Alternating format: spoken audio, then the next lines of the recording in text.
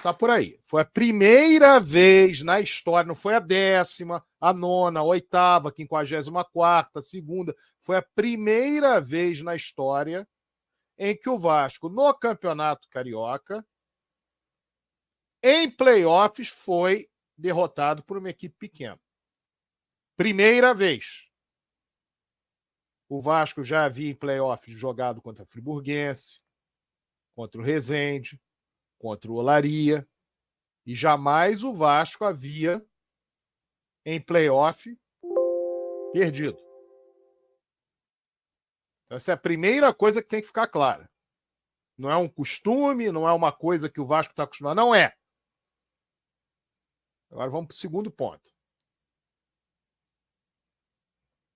Nós, torcedores do Vasco, que estivemos lá ontem, que estivemos em inúmeras outras ocasiões, nós vamos ao jogo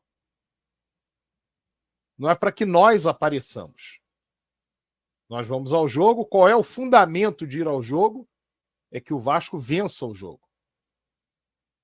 Nós somos torcedores do Vasco, que é um clube grande, e que, evidentemente, quando o Vasco enfrenta um adversário inferior, vide folha salarial, inferior, vide tamanho de torcida, inferior, vide tamanho de história, tamanho de títulos. Ele, dentro de campo, tem que se mostrar superior.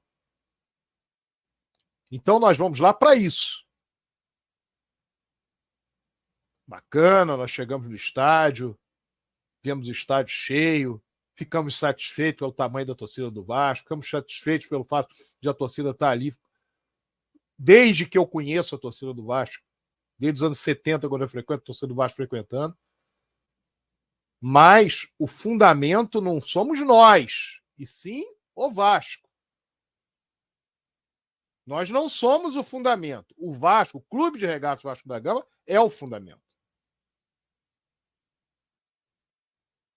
E o Clube de Regatas Vasco da Gama só tem o tamanho de torcida que possui em virtude de quê?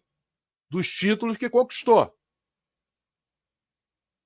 Em virtude das grandes vitórias que teve. É importante que seja um clube que tenha um aspecto social e histórico para que nós nos orgulhemos? Claro que sim. É importante que seja um clube que tenha uma verve social? Claro que sim.